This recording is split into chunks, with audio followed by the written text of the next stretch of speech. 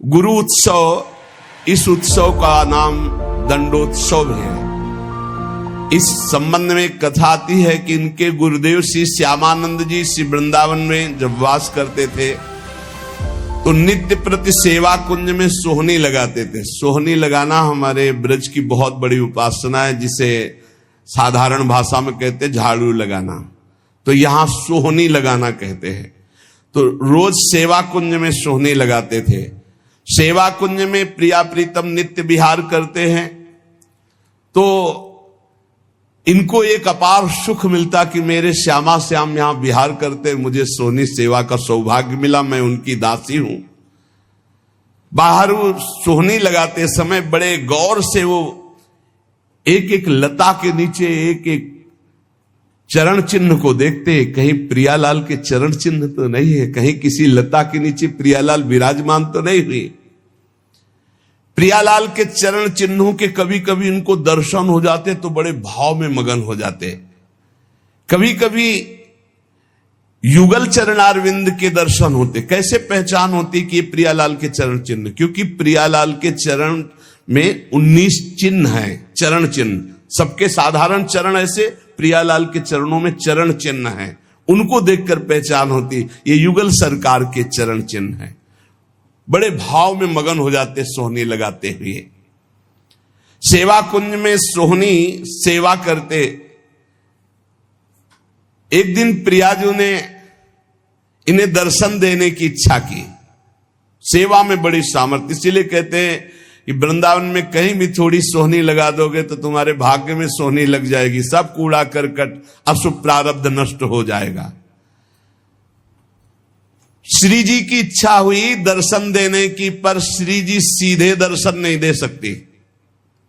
जब तक किसी सखी का कृपा प्रसाद नहीं प्राप्त होगा तो श्री जी इच्छा भी करेंगी तो दर्शन नहीं दे पाएंगे।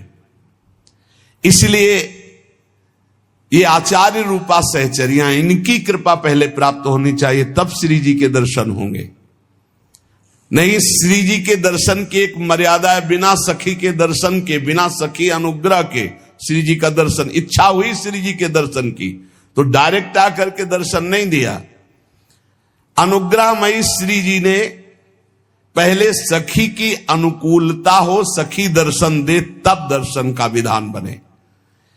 एक दिन श्री जी ने जानबूझकर अपने श्री चरण का एक नूपुर छोड़ दिया सेवा कुंज में।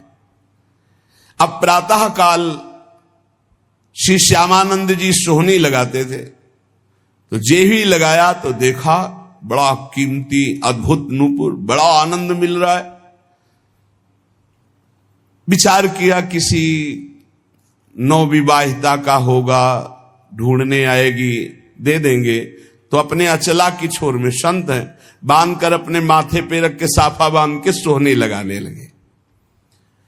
सोच रहे थे किसी की बेटी या किसी की नवविवाहिता बहू का ही है, क्योंकि बहुत खोजने आएगा तो देंगे। श्री जी ने अपने आभूषण श्री ललिता जी से कहा कि संभाल करके मंगला के आभूषण रखो। तो उनमें कहा, प्यारी जू आपके एक श्री चरण का नूपुर तो है ही नहीं। और जानबूझ के श्री जी ने गिराया था, क्योंकि जब तक सखी कृपा नहीं होगी तब तक श्री जी दर्शन नहीं देंगे। जाओ देखो सेवा कुंज में किसी लता के नीचे कहीं अरज कर तो नहीं गिर गया। ललिता जी ने खोज प्रारंभ की तो देखा श्री श्यामानंद जी वयोवृद्ध सोहनी लगा रहे हैं। राधा राधा सोहनी लगा रहे। ललिता जी ने विचार किया, मैं अपने स्वरूप से जाकर के इनसे मांगूंगी तो अच्छा नहीं रहेगा। तो साधारण वेश में गई और कहने लगी कि बाबा यहां सोहनी लगाते नूपुर तो नहीं मिला, यदि मिला हो तो मुझे दे दीजिए। तुम्हारा तो नूपुर नहीं हो सकता, क्योंकि साधारण वेश में ललिता जी थी। अब मेरा नहीं, मेरी बहू का है। लाओ। नहीं, ऐसे तो मैं नहीं दूंगा। तुम्हारी बहू का है तो पहले वो चरण दिखावें जिसमें वो नूपुर बंधा है, और ठीक हमारे जैसा नूपुर है कि नहीं वो, अगर है अभी दे दूंगा, अगर नहीं दिखाया नहीं दूंगा। अंदर आनंद हो रहा है कि इस नूपुर में कुछ तो है, क्योंकि इसकी खोज हुई है, और ये जो हमसे बात कर रहे हैं बड़ा अपार आनंद मिल रहा है, पर ये अपने वेश को छुपाए हुए ये दिव्य है, कोई साधारण नहीं। अरे नाय बाबा तू मुझे दे दे। नहीं नहीं, मैं आपको दे दूं, और थोड़ी देर बाद जिस बहू का गिरा है या जिस बेटी का गिरा है वो आके बोले कि मेरा नूपुर, तो हम तुम्हें कहां खोजेंगे? नहीं, हम तभी देंगे जब दूसरे चरण का नूपुर पहना के, तब हमें वो नूपुर वहां, तो ये नूपुर ले उनके चरण में बांध। बहुत हट किया ललिता जी ने, नहीं दिया। तब जाकर श्री जी से बात की, तो श्री जी ने कहा सखी अब तो हम ही को चलना होगा, क्योंकि बहुत जिद किए है, और श्री जी दर्शन देना चाहती थी इसलिए ये लीला की। और सखी देखिए रोज मेरी कुंज की सेवा सोहनी सेवा करता है, चलो इसको निहाल करते हैं। देखो कैसी हमारी करुणामयी स्वामिनी, देखो नूपुर भी मिल जाएगा और रोज सोहनी सेवा करता है तो इसका फल भी उसको मिल जाएगा, मेरे दर्शन हो जाएंगे। श्री जी उतावली है दर्शन देने के लिए, इसलिए हमारी स्वामिनी जैसा स्वभाव किसका, सहज स्वभाव पर्यो नवल किशोरी जी को मृदुता दयालुता कृपालुता की राशि है, स्वयं दर्शन का विधान बनाती, अपने नूपुर छोड़ दिए। श्री जी ललिता जी के साथ आए।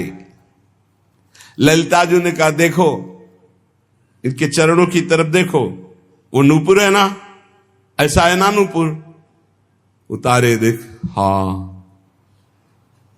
साष्टांग चरणों में लौट गए, श्री जी की करुणा देखी, इशारा किया मैं बांधू। श्री जी के चरणों में नूपुर बांधा, और श्री जी ने वरद हस्त श्यामानंद महाप्रभु के मस्तक पर, क्या सौभाग्य। ये कथाएं नहीं है, यही की सत्य घटनाएं हैं। ये घर है श्री जी का घर, ऐसा न समझो किसी युग की कोई हम कथा कह रहे हैं, ये घर है श्री जी का प्यारे। यहां आज भी श्री जी कैसे तुम्हें हम बताए, बस वाणी की सामर्थ्य नहीं, कहा कहो एक जीव सखीरी बात की बात बात। श्री जी दुलार कर रही श्यामानंद, मेरी कुंज की सोहनी लगाने वाली मेरी ये सखी है, दुलार कर रही। अपने कर कमल से श्री जी के अति दुर्लभ ब्रह्मेश्वरादि सुदरूह पदारविंद, उनमें नूपुर पहना रहे हैं श्री श्यामानंद जी। श्री जी बहुत प्रसन्न है, लौट गए फिर चरणों में, तो अपने श्री चरणों की जो नूपुर बांधा था वही झनकारते हुए ऐसे मस्तक में किया, तो नूपुर की दिव्य छाप श्यामानंद महाप्रभु के मस्तक पर पड़ गई।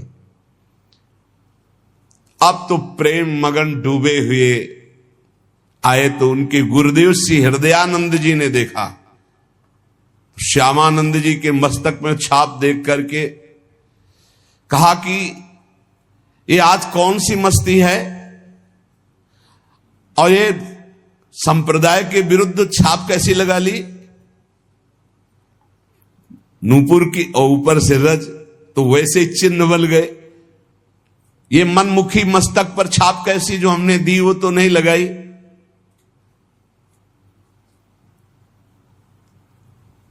अब उन्होंने जानबूझकर थोड़ी, ये तो श्री जी का कृपा प्रसाद प्राप्त हुआ था। उन्होंने कहा कि ये मनमुखी छाप गुरुदेव नहीं है, ये इष्ट देव ने छाप लगाई है। डांट करके कहा नहीं नहीं, ऐसा लगता है, देखो ध्यान से समझने की बात है कि भला श्री जी ऐसे कैसे, देखो बड़े यहां रहस्य की बात है। यदि दैन्य होकर आप भगवत आराधना में हो तो गुरु को भी पता नहीं लग सकता, ऐसी शिष्य की ऊंचाई हो सकती है। शिष्य की ऐसी ऊंचाई हो सकती कि गुरु को भी पता नहीं लग सकता। ध्यान रखो, बड़ा विचित्र ये खेल है। दैन्यता से नाभाजी सेवा में लगे हैं, तो अग्रदेवाचार्य की जहां स्थिति मानसिक सेवा में, वहां वो तो विचार में लगे, वो पंखा से हटा दिया जो जहाज डूब रहा था सेवक का, उसको।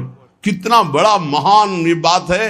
शिष्य की मानसिक स्थिति गुरु को पता हो, ये कोई बड़ी बात नहीं, लेकिन गुरु की मानसिक स्थिति में शिष्य का प्रवेश हो जाना, ये बहुत बड़ी बात है। हृदयानंद जी ने सोचा ये बहाना बना रहा है, डांट कर का इसे शीघ्र धो डालो, जो आज्ञा। श्यामानंद जी ने बहुत धोया, रगड़ रगड़ के, छाप नहीं छूटी।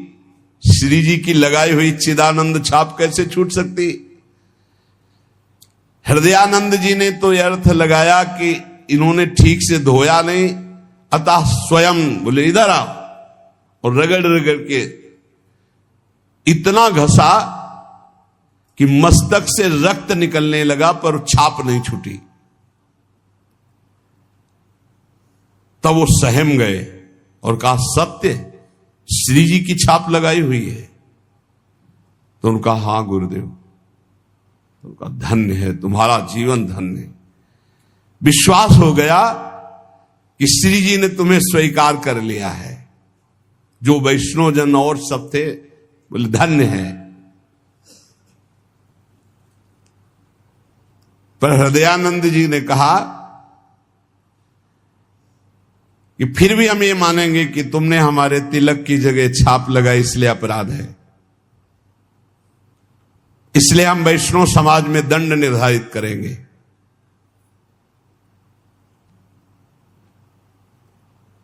देखो, गुरुजनों की बड़ी विचित्र लीला होती, बड़ी विचित्र लीला होती।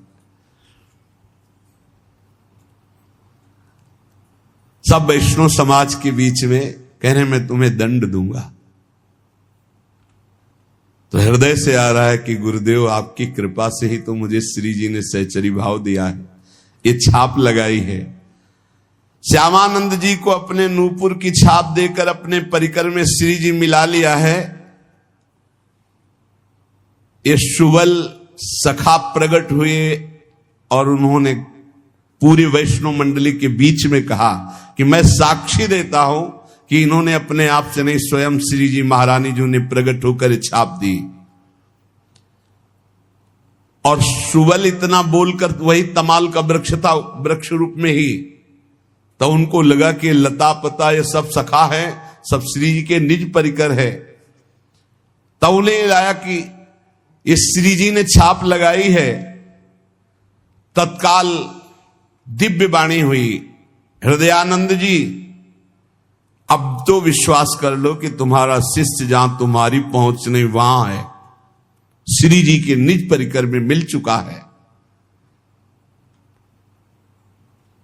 अब वो सहम गए। अगर दैन्य शिष्य है और गुरु थोड़ा भी मनमानी कर जाए तो गुरु के भी हृदय में दाह जलन पैदा हो जाएगी। मान गए श्री हृदयानंद जी।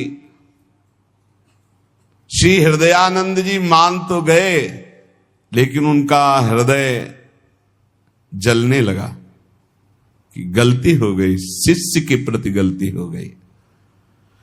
वैष्णव ने कहा कि देखो हृदयानंद जी, आपने हम सबको एकत्रित किया था श्यामानंद जी को दंड देने के लिए, लेकिन आज हम आपके ऊपर दंड लगा रहे हैं क्योंकि आपने गलत किया। अपने शिष्य के माथे को इतना रगड़ा, रक्त प्रवाह, और वो कह रहे श्री जी ने किया, फिर भी आप नहीं मान रहे। तो तमाल वृक्ष से सुबल सखा प्रकट होकर के साक्षी दिया। तो अब ये दिव्य है जो वाणी आपके अंदर आकर विश्वास दिलाई, तो अब हम आपको क्षमा नहीं करेंगे। इसके प्रायश्चित में 12 दिन तक आपको संतों को प्रसाद पवाना होगा, अखंड 12 दिन कीर्तन चलेगा, भगवत चर्चा चलेगी। ये दंड है आपको। तो उस दिन से दंडोत्सव मनाया जाने लगा हृदयानंद जी के। श्यामानंद जी तत्काल समस्त वैष्णवों के समक्ष खड़े होकर हाथ जोड़कर कहा कि गुरुदेव को जो ये दंड शब्द कहा गया है ये मैं स्वीकार करता हूं, आज से ये दंडोत्सव मैं करूंगा। मेरे अहोभाग्य है, शायद गुरुदेव यही करवाना चाहते थे इसीलिए ऐसा बोले। देखो शिष्य में अब भी गुरु के प्रति दोष नहीं आ रहा। बलिहारी इसीलिए तो महापुरुषों के पावन चरित्र हमें शिक्षा देते हैं। वैष्णवों ने कहा धन्य है, धन्य है, धन्य है श्यामानंद जी, धन्य है तुम्हारी गुरु भक्ति। और संतों ने स्वीकृति दे दी। श्यामानंद जी बड़े उत्साह से 12 दिन तक उत्सव मनाते। यद्यपि वो एक बार के लिए दंड था, पर उसे प्रतिवर्ष मनाने लगे। और वही रसिक मुरारी के गुरुदेव है श्यामानंद जी, तो अब रसिक मुरारी वही दंडोत्सव मनाते।